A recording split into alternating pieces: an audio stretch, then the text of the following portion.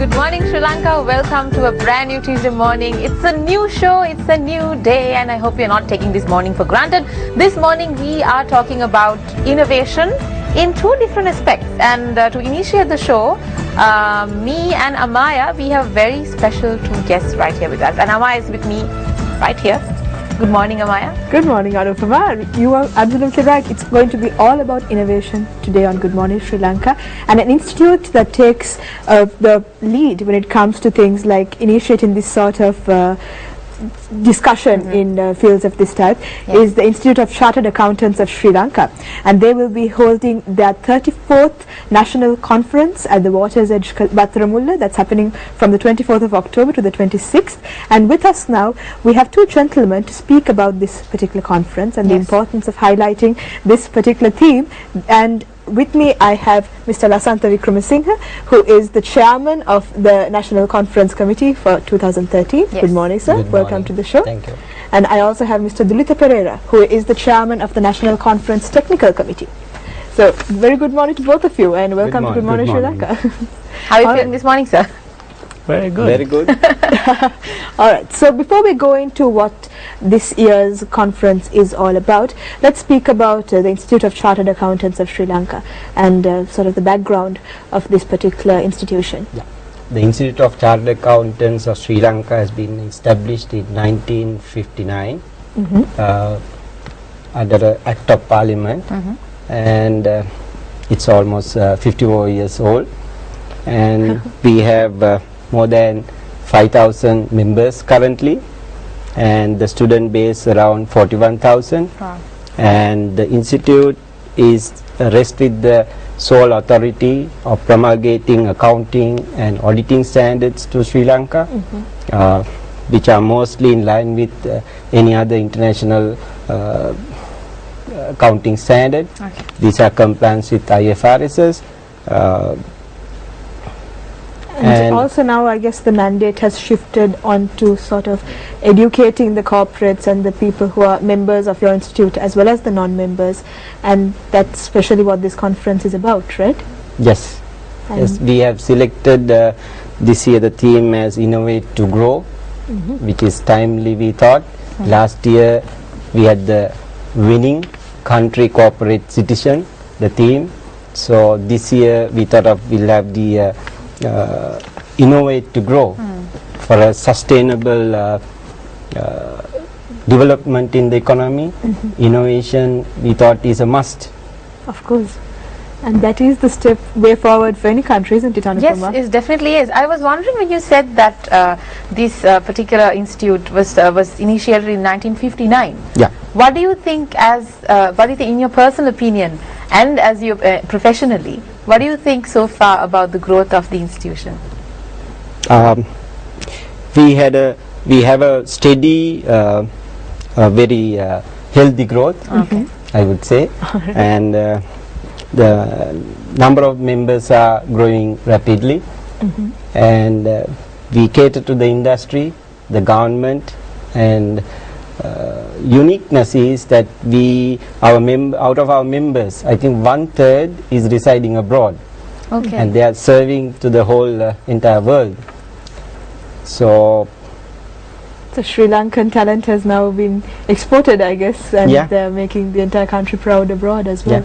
And I'm sure the institute plays a big role in this, but let's talk about this particular conference. Now, Innovate to Grow, as you mentioned, the timeliness of the theme comes into play here, but what do you think is the importance of addressing this topic at this moment, Dulitha? Yeah, actually innovation is inevitable for companies to grow.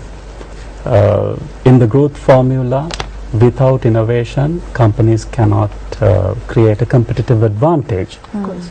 So, as a seed being innovation, the companies need to look at ways and means by which they innovate for them to gain that competitive advantage and thereby the growth for that organization. So, it is important from the company's perspective, which is at a corporate level, and then for the corporate to prosper and grow, you also need to work at an individual level, at a citizen level. They need to have that amount of talent that amount of courage and the necessary skill for them to innovate. And then they also need to have a good environment in which their ideas and thinking out of the box can really work, and then finally make it successful for it to be a marketable product or a service. So it is in this context that we thought the accountants need to be well equipped with what is happening around the world for them to be able to support this process of innovation. Because the accountants play a vital role in the companies and in the boardrooms.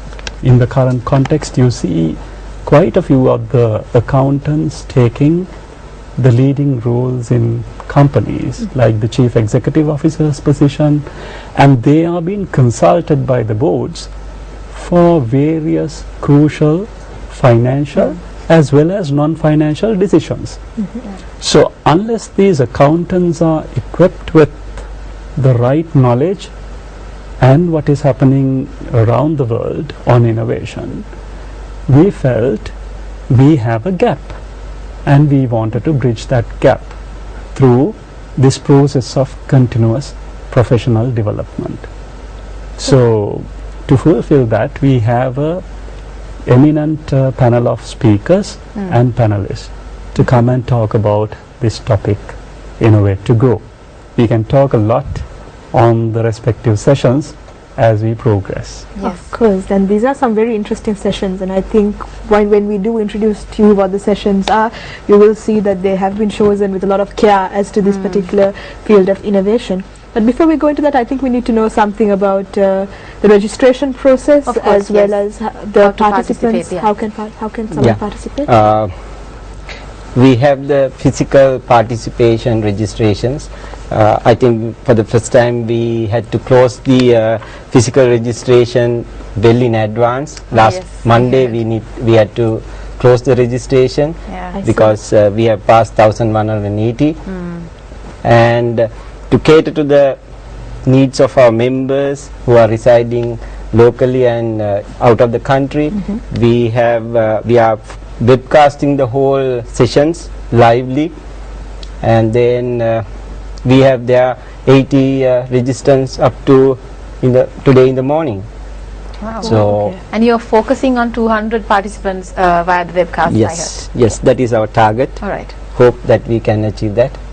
So the webcast was something that was introduced, now this is the 34th conference, but the webcast was something that was introduced quite recently, wasn't it? It was last year, I think. Mark. Yes, It was that last we took the initiative to introduce the webcast last conference for the first time, I think, in the country. And like I Mr. see. Mutapera mentioned, this was the first time that Sri Lankan conference had the privilege of having a webcast. Absolutely. Yes. In a live conference. Yeah. I see. So again, innovation happening there as well, Yes, isn't it? Yeah. yes. All right. So if someone would like to now, as the physical registrations are closed, so but if someone would like to take part through the webcast, how can they go about doing that? They just have to log into the institute website. Okay. There the path is given. So basically through credit card they can register All right. online. So it's not only members, is it? Yes, it is open for entire world. I see. So then you have a very special chief guest who is Yes. flying in for this event as well. So let's Yes. speak about some of the names and the faces that you'll be able to see and hear at this event. Yeah, we have the chief guest as Mr. R.C. Bhargava, chairman of Maruti Suzuki India Limited, I see. very respected Very privileged. business personality in India, and he's the current chairman of Maruti Suzuki and few other companies as well. And he had been serving in the government of India as a secretary to the agricultural ministry, and over maybe 20-30 years government servant as well. And I'm sure And the- he'll add a wealth of experience to the Share. Yeah. conference, Yes. definitely. Yes. And would you like to tell us about a few panelists and the very interesting speakers that we were speaking about before. Very what do you call it? Predominant people who are in different industries in Sri Lanka, and as well as places like Singapore. Why don't you tell us a few details about who would the participants see in this conference as speakers? Yeah, we have the as the keynote speaker, we have Honorable Ruth Richardson, former Finance Minister of New Zealand, coming in. She has wide experience in drafting Companies Act and various economic reforms in certain countries. And about the speakers, I think Dulita is a better person to describe. Yes, Mr. Right. Thank you. So the sessions, we have a 1.5 day long technical sessions after the ceremonial inauguration, which will take place on the 24th. All right. The technical sessions are going to run over a period of 1.5 days. The first day will have 4 sessions. Okay. Those sessions are going to be innovation in action, which is the innovation aspect of the manufacturing sector. How the manufacturing companies are innovating and what are the processes they have in place in order to innovate, and the changes that are taking place in that sphere. We have Rohan Pallewatta being the speaker of that session, flanked by the 2 panelists, BRL Fernando, and we will have Professor Ajit Dialves. Okay. Yes. Coming from Professor Ajit Dialves. Professor Ajit Dialves is from the University of Moratuwa. Yes. I think I should interrupt you there because we have to go for a very short break, but right after the break we'll be back with